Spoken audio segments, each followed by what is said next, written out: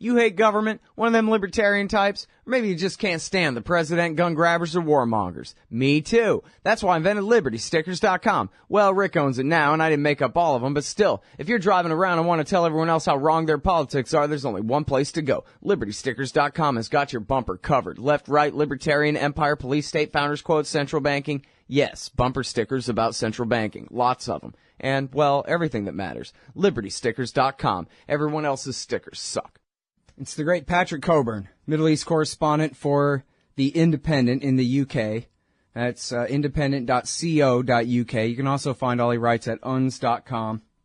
He's the author of the books Muqtada and The Jihadi's Return.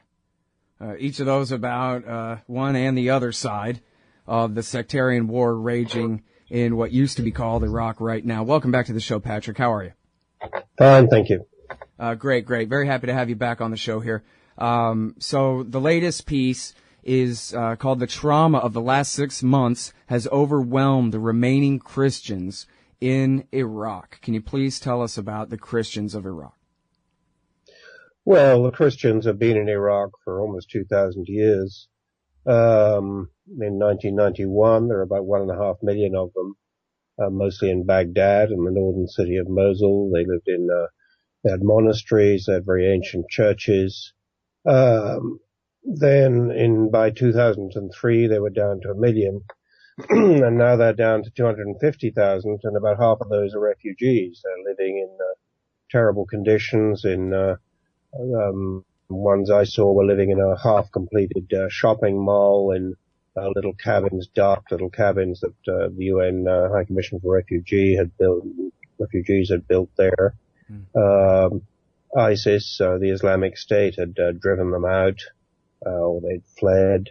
I talked to one woman who had her baby snatched by somebody from the Islamic State who she was getting on a bus. When she tried to get him back, he said he'd kill her unless she got on the bus. Another woman and her husband had to pretend to become Muslims to protect their family, finally escaped. So the Christian community is in Iraq is finally being destroyed. I mean, there are many arguments about the invasion of 2003, and I guess there are winners and losers and so forth. But one group of people that sure has lost out big time are the Christians of Iraq. Mm-hmm.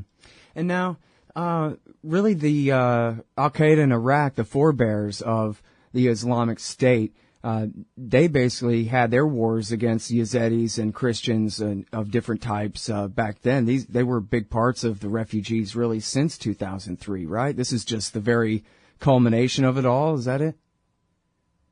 Yeah, I mean, it's sort of, it's got a lot worse. That these were people who were sort of forced. There was a dribble of people emigrating before to Australia, to the US, to elsewhere, but there wasn't a sort of mass onslaught on their community. Whole townships with 50,000 people in them had to cut and run. And the Yazidis, it's even worse because they're treated, often there's an analogy made and people say, some group of people were treated, that somebody behaved like the Nazis.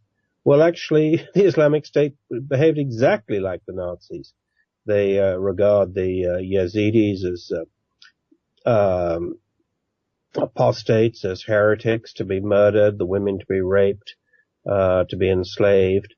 And that's exactly what they've done. There are 400,000 people who have fled into Kurdistan, again living in pretty terrible conditions.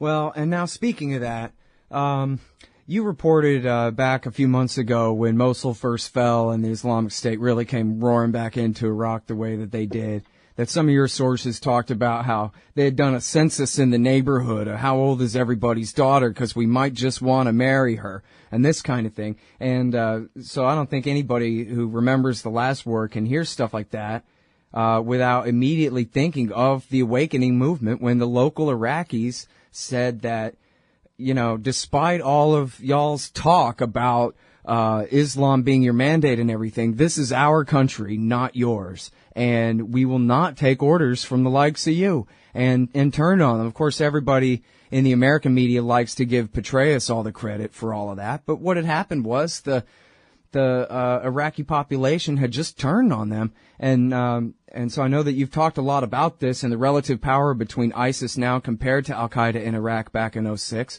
But, I mean, just how solid is the Islamic State's power when they are such brutes, as you say, that they cannot help but make everyone hate their guts everywhere that they go?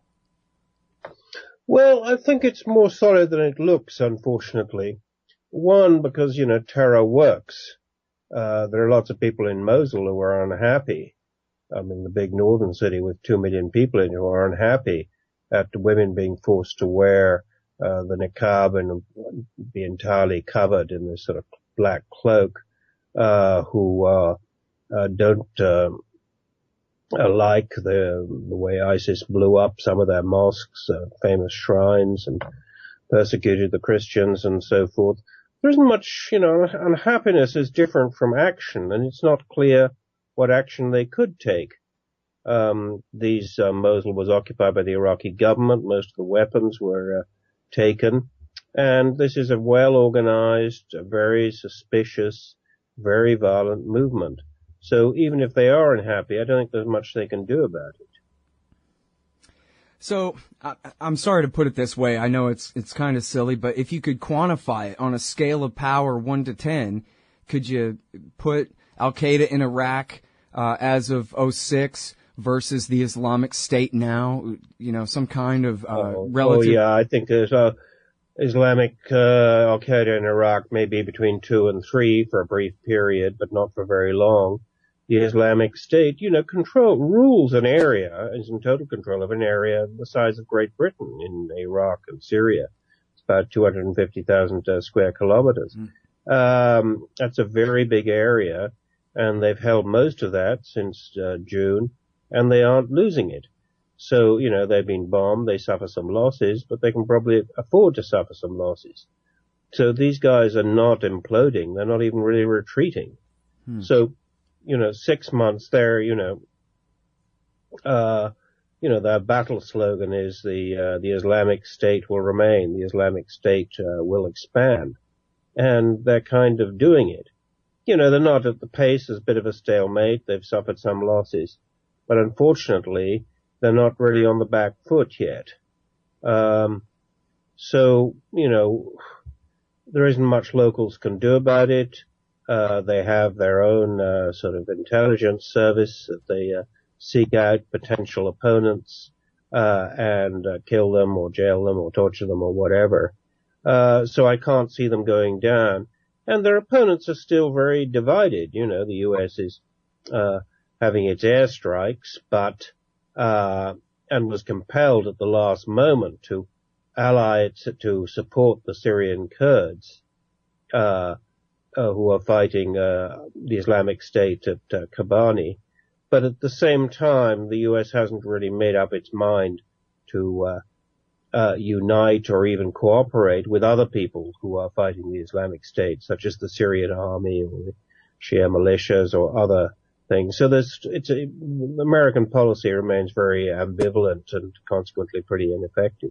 All right, now, so one of your recent articles talks about the number of fighters there. The CIA says that, well, maybe they got about 3,500 or 35,000 fighters, 30,000, something like that. I talked with Mitchell Prothero about that, and he started ticking off places where the Islamic State has a fight going on and are holding their own in Anbar, up in just kind of to the south and east, almost near the Iranian border there. As you mentioned, Kobani, still they're holding down Fallujah and Mosul. So I don't think he had like a real number to guess, but he was saying it's certainly better than 30,000. I wonder, kind of back of the envelope math there. How many guys do you think they have? How many fighters do you think they have now? And I don't know exactly how you separate, their core from their new recruits or those kinds of things, but. Yeah, I mean, this was an interview I did with Fuad Hussein, who's the chief of staff of President Masoud Barzani, the leader of the Kurdistan Regional Government, which is effectively pretty well an independent state. And he was saying, it's really absurd to think that they can be attacking, the Islamic State can be attacking all over the place in northern Iraq, around Baghdad, in northern Syria and western Syria, unless they number in the hundreds of thousands. Now, some of these will be local people, that they've recruited. When you have an area that big, you can recruit local people, local young men. And this is an area where there are no jobs, so a lot of local young men will want some sort of job. They pay about $400 a month. Not a lot, but better than nothing. And on top of that, there are a lot of people who will be inspired by their vision, by their ideology. So, the Fuad Hussein estimate there were about 10, 12 million people ruled by the Islamic State. I think it's considerably less than that, but let's say it's 6 or 7 million. They can still recruit a lot of people. And there's no doubt that they are. I've talked to a lot of people who've had recent contact with the Islamic State around Mosul. And, I said, do you meet any foreigners? And they said, no, they're all Iraqis. So I think they're recruiting a lot of people. I think that 30,000, I don't know where this figure comes from, where the CIA got it from, but I think that it's far greater than that. It's over 100,000. Mm-hmm. And probably, in these villages, all the young men have arms. At a certain point, you can mobilize them. So then we're up to, well into the hundreds of thousands. Wow. So now, obviously, you're saying you think they have the power to hold the territory they've got for now. What about further expansion, or have they already basically hit the limits of their outer borders?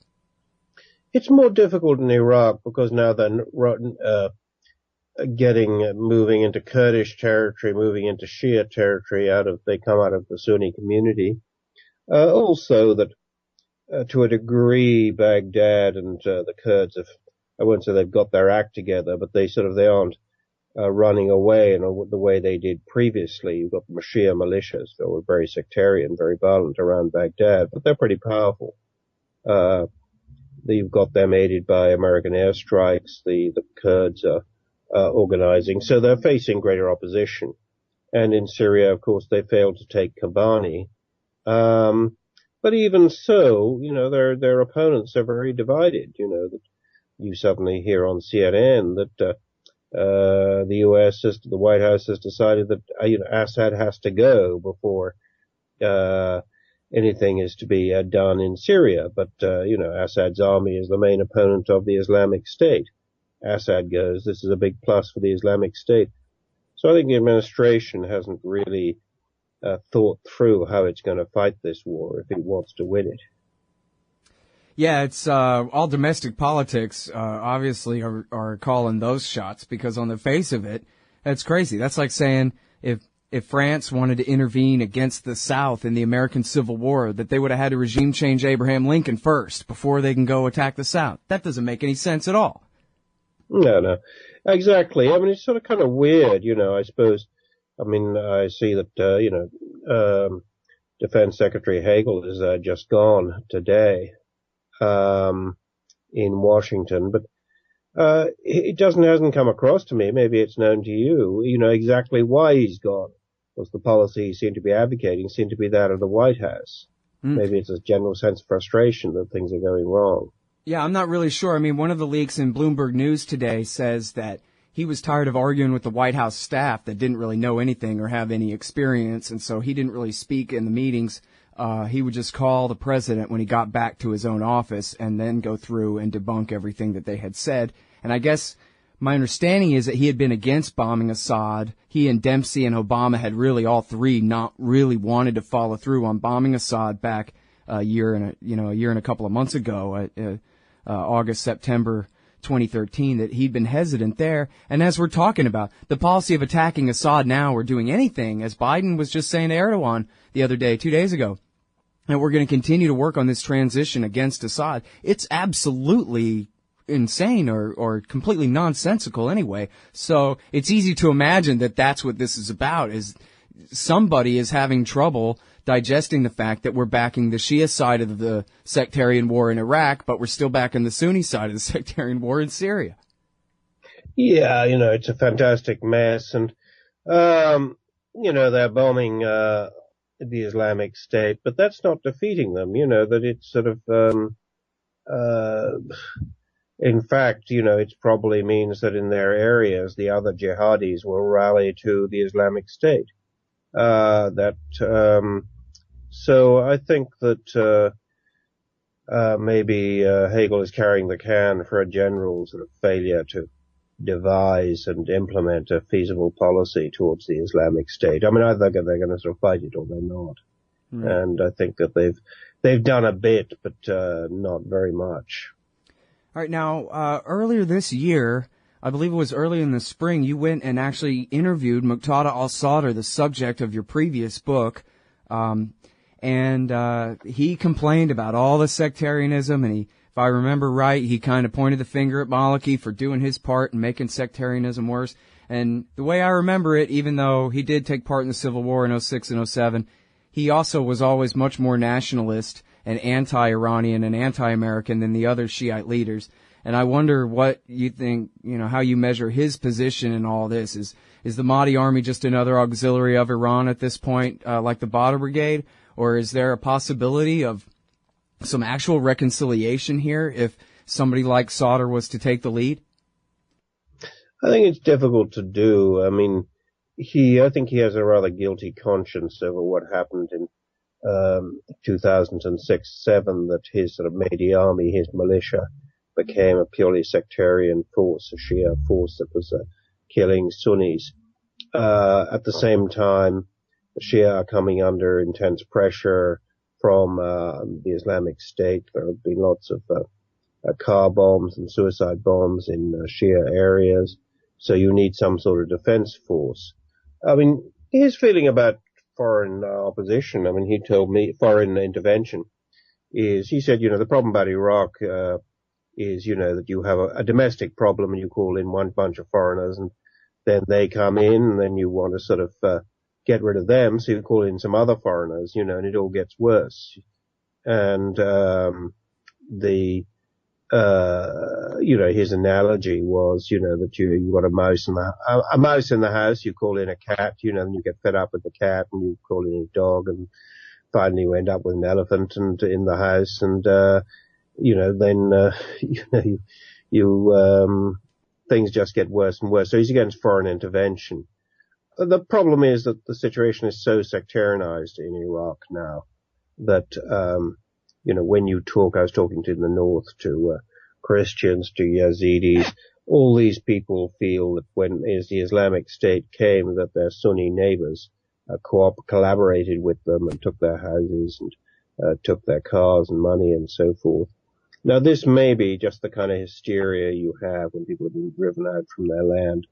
But it's believed, so it's very difficult to think that you could ever have mixed areas in Iraq again. The degree of ethnic and sectarian hatred is really very great now. Yeah. Well, yeah, it's funny to hear, I actually read Andrew Bacevich saying that it is, basically gospel in Washington, D.C., that there's such a thing as Iraq, and that this is a fight between, just like Donald Rumsfeld days, this is a fight between the Iraqi people and the terrorists. In fact, Matthew Ho, who was a Defense Department and a State Department official, told me on the show a couple of weeks ago that back in 2006, he was in some of these highest level meetings where it was just absolutely verboten for anyone to even acknowledge the truth that we're fighting on the side of the Badr Brigade against the Sunni-based militia, that this is a sectarian thing, the Sunni insurgency, I meant to say, that no, the narrative inside the highest level meetings was the same as the one on Fox News, that we're fighting for the Iraqi people and its democracy against the terrorists. And apparently, according to Bacevich, this is exactly the thinking that's going on in D.C. right now. So the conversation that we're having, they're not even having this on the National Security Council. They're not even being honest with each other about who's who and who's on whose side and what it all even means. So no wonder they can't come to a policy if they can't get beyond their own talking points, even at the highest councils of discussion. Yeah, I think it's so, that they said, we want a more inclusive government in Baghdad, which includes the Sunnis. And then we sort of have a new government, but it really doesn't make much difference. It's still very much Shia. It's still very corrupt. The thing to remember about the whole Iraqi sort of political military machine is that no officer in the Iraqi army ever gets a job without paying for it. He pays for it, but you make money out of it, through kickbacks from soldiers who get a salary but never go near the barracks, or you have salaries for soldiers that don't really exist, and of course you get money for food for paying for non-existent soldiers.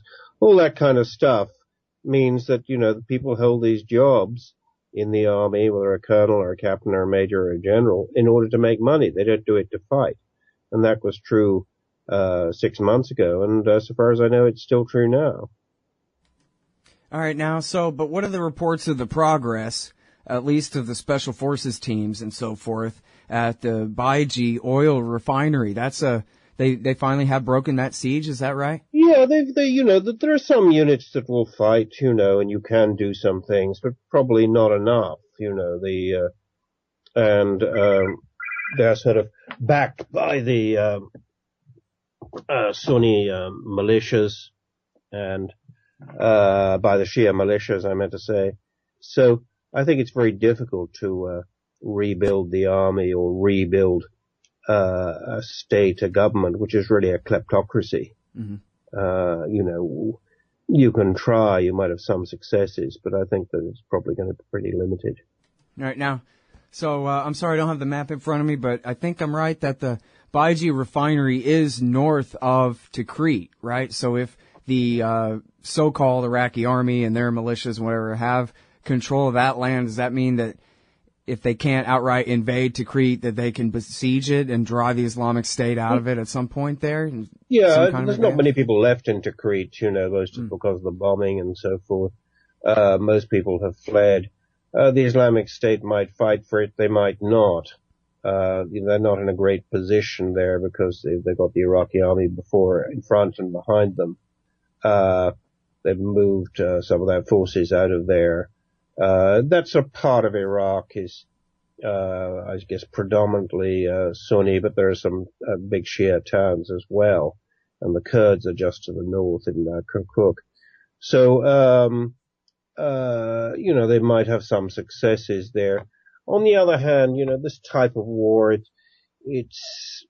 you have to wait a bit longer because the Islamic State, is fighting hard in Anbar and having successes there, but doesn't seem to have moved its forces out of around Tikrit. It often, in this type of sort of semi-guerrilla warfare, it often looks as though one side is winning, but it isn't. It's just the other side hasn't decided to fight at this moment, and they're going to fight later. Right. Yeah, fight where it's easiest. Well, so, what about Kirkuk? Because I know the Kurds want it. I don't know what the percentage is now, ethnicity-wise, between Kurds and Arabs. And I guess there's no more Iraqi army there. But can the Kurdish Peshmerga keep the Islamic State out of Kirkuk for the long haul, you think?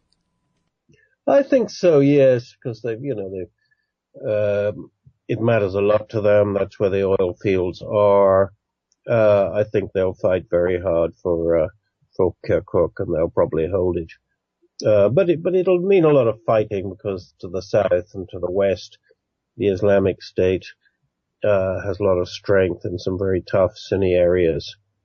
So I think you'll have this sort of sectarian ethnic war going on. One thing that's happening, which is pretty ominous in Iraq and Syria, but particularly in Iraq, that because both sides are so terrified of each other, that you have these long sort of battle lines. Each side, if they concentrate their forces, can punch through. But the civilian population on the other side is so terrified these days that it immediately takes to its heels. So you have lots of Kurdish refugees who've fled from around Mosul. You have Yazidis, you have Christians, but you also have Sunni Arabs from Anbar who've kind of got nowhere to go because they can't go into Kurdistan because the Kurds hate them, and they can't go into Shia areas because of a similar region.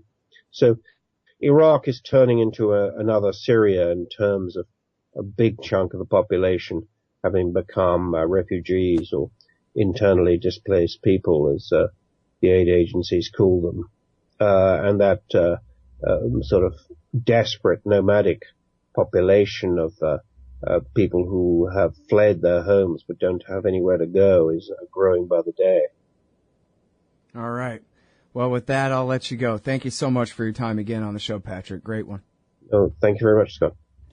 All right, y'all. That is the heroic Patrick Cockburn. He's the author of The Jihadi's Return. Brand new out. Find it at orbooks.com. That's orbooks.com. And before that, the book was Muqtada al-Sadr, the Shia Revival and the Future of Iraq. And find all of his archives at independent.co.uk and at unz.com, unz.com. Hey, y'all, Scott Horton here. It's always safe to say that one should keep at least some of your savings in precious metals as a hedge against inflation. And if this economy ever does heat back up and the banks start expanding credit, rising prices could make metals a very profitable bet. Since 1977, Robertson Roberts Brokerage Inc. has been helping people buy and sell gold, silver, platinum, and palladium, and they do it well. They're fast, reliable, and trusted for more than 35 years. And they take Bitcoin. Call Robertson Roberts at 1-800-874-9760 or stop by rrbi.co. Oh, John Kerry's Mideast peace talks have gone nowhere. Hey, y'all, Scott Horton here for the Council for the National Interest at councilforthenationalinterest.org. U.S. military and financial support for Israel's permanent occupations of the West Bank and Gaza Strip is immoral, and it threatens national security by helping generate terrorist attacks against our country. And face it, it's bad for Israel, too. Without our unlimited support, they would have much more incentive to reach a lasting peace with their neighbors. It's past time for us to make our government stop making matters worse. Help support CNI at councilforthenationalinterest.org. Hey, y'all, Scott here for Liberty.me, the brand new social network and community-based publishing platform for the liberty-minded. Liberty.me combines the best of social media technology all in one place and features nightly classes, guides, events, publishing, and so much more. Sign up now and you get the first 30 days free. And if you click through the link in the right margin at scotthorton.org or use the promo code SCOTT when you sign up, you'll save $5 per month for life. That's more than a third off the regular price. And hey, once you sign up, add me as a friend on there at scotthorton.liberty.me. Be free. Liberty.me.